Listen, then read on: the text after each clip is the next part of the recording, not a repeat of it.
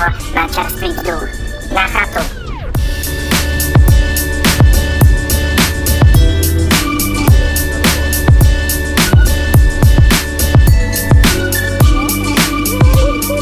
Svoboda! Pustíš mě, mami?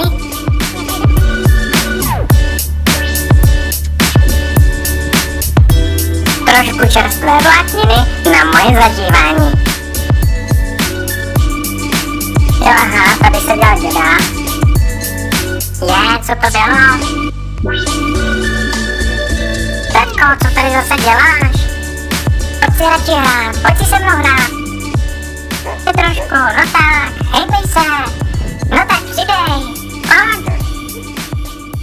No tak, hejbej se, přidej trošku. Chyť mě, no tak dělej, no tak chyť mě, tady jsem, pojď, rychle pojď, potřebuješ pohyb. Hele Andy, tady to vždycky bylo moje. No to si snad děláš srandu. No opravdu, tady. Tady to je jasně moje. Vždycky to tak bylo a vždycky to tak bude. Jasný, mladý. Já nevím, co s tím Andym je, teď se přece můžem hezky domluvit. Tak mami, máš 2 pokusy.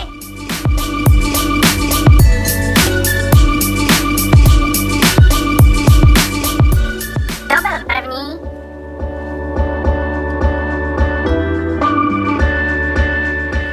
Tak a to byl druhý. Jdeme na procházku. Ty srnky, kdo to tady štěká? Srnky.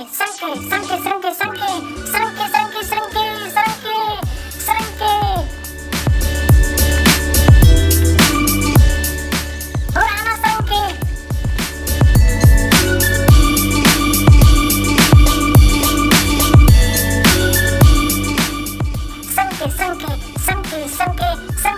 Srnky.